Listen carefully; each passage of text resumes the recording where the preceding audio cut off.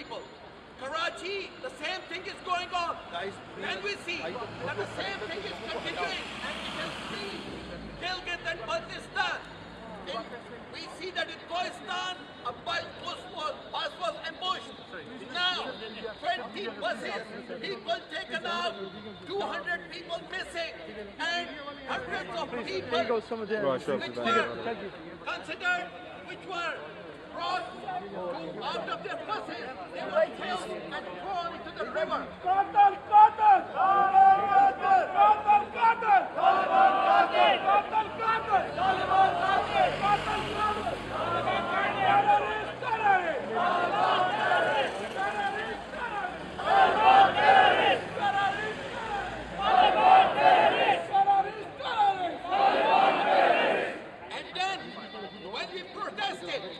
When we protested, what happened?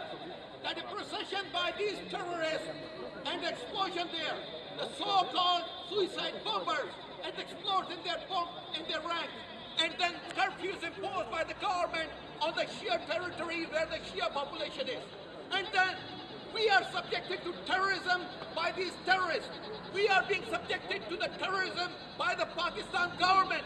We are being subjected to the terrorism by the security forces